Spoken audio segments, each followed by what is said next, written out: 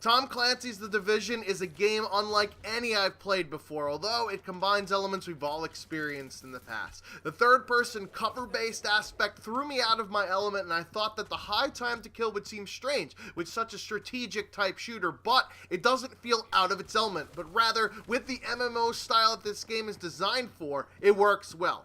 Even though the AI are somewhat spongy, the gameplay mechanics of getting behind cover and returning fire almost feels like a round-based RPG than a shooter game. The missions aren't as tedious as Destiny felt, partially due to the way that the mechanics operate. I hope that there will be some variation in the objectives, like rescuing civilians from an area, or capturing/escorting an enemy leader, because having to clear an area of baddies will inevitably grow tiresome. What I didn't like about them is the same shit I always drone on about. Why the fuck do we need a yellow beepity bop to hold our hand in order to tell us where to go? The shit is basically linear anyways, let us figure it the fuck out. Not to mention, it goes against the entire open world mentality. What's the use in exploring when you have a fucking GPS at all times telling you where to go? That isn't to say it's bad to have waypoints in the menu system with the way it's implemented, where a group leader can pick a point for everybody to meet up at, but it's not necessary all the time, especially when doing missions. Speaking of the menu system, it's complicated as fuck at first. However, once you've gotten used to the way that the HUD is laid out, it's actually got a lot of info packed on it. It's got a counter for the ammo left in your secondary gun, which is handy in case you're trying to determine in a gunfight whether to switch to it or your pistol, depending upon what that value is, and it's got the abilities and equipment laid out in a manner that has LB and left on the D-pad on one side, along with RB and right on the D-pad on the other, in case you forget which button does which. It's almost intuitive. There's also lots of grayed out menu spaces which were unavailable in the beta, which is a good thing. It bodes well for the quantity of content in the game to come. The only major gripe I had with the gunplay mechanics is that they felt clumsy at times when in the dark zone, squaring off against other agents. There's inevitably a sequence when you're waiting for the extraction of your contaminated loot and some dickhead is going to try and betray you. Fumbling around the different controls for what you want your character to do is going to happen amidst the chaos of rogue agents. Trying to throw an aid in a general direction, then rolling over to some cover whilst trying to keep track of your abilities and healing yourself in between popping from cover to fire can be an acrobatic task, but with more time it'll come natural. It's not as clunky as other FPS games I've tried out on the home front, Destiny, but the sheer amount of controls can be cumbersome when shit goes down. That being said, the gameplay mechanics are pretty flawless and definitely suit the design of this game. I enjoyed the openness of the world and the freedom to do things at my own pace. The location of New York City is also one that feels familiar, especially to me, who lived there for a few years. I could go raid the subway areas in the dark zone for some loot, or fight off some AI to collect things before extracting them, or I could decide to be that fucking guy and betray some people to steal their shit. With the way that currency works in the game, you're gonna have to kill some other players in order to get the loot in order to purchase those better items. I don't mind forcing people's hand that don't want to ruffle feathers, but I feel like boosting might be a problem in this game, in that if one player has a lot of dark zone cash, two players might collude to rank up the lower player. I'm not sure this is a problem the devs could combat unless they have options or cooldowns regarding people being kicked from groups, such that they kick off the sequence of events of getting booted out of the party, then shooting the player, then to have the other player kill the rogue agent, just so that there isn't a manhunt out for the player that does get the final say. The items are also something I'm slightly concerned about. In the beta, there are 4 levels of items: green, blue, purple, and finally yellow.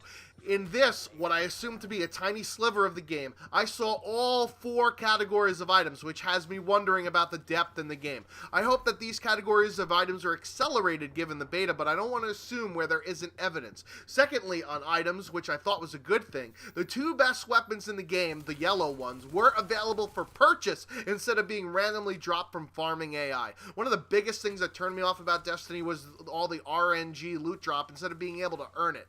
Devs will use this practice in order to keep gamers psychologically attached to their game, which I hope this isn't the case because The Division has more than enough meat to be able to survive on its gameplay elements. Grinding out missions ad nauseum in the hopes that I might get a great item? Ain't nobody got time for that.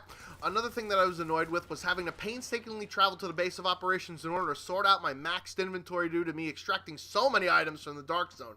I can understand the mechanic behind not having fast travel in the dark zone, this way you can't get away from people that easily, but making me go to the dark zone entrance, then doing an extra fast travel step on top of that just to clear out items is a bit annoying. I wish I could do this in the dark zone entry areas instead of having to go to another location, but this is more of a nuisance than game breaking. What is game breaking are the glitched established areas which rogue agents could get into to hide out during their manhunt time. Since these areas were near the out-of-bounds lines for corralling people into the smaller area for the beta, I think this will take care of itself during the final game. There are still designated areas with single point of entries which are prime areas for rogue agents to hold down that little fort until their timer expires. How will this game fare on YouTube? I'm not really sure how content will be made for this type of game. Basing the idea of content off of what we saw with Destiny, there will probably be videos about different loot that is dropped during certain missions of the game, perhaps class setups and tips on which parts of the main hub to upgrade, although I wouldn't be really interested in any of those. I don't foresee myself posting videos of this game to YouTube, but this game is a really fun experience playing with friends roaming around the Dark Zone.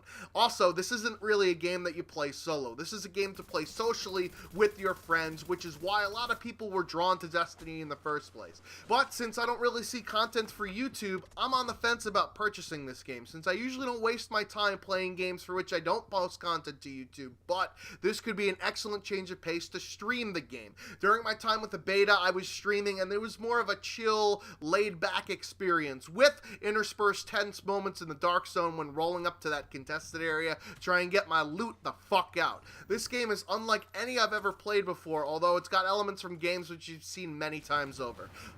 Tom Clancy's The Division does it right, and this game is light years ahead of the last beta I played, Homefront: The Revolution, although this game is much closer to launch than the aforementioned. This is the type of beta that will entice people to play the game. It will feed the hype machine, and it will sell copies of the game.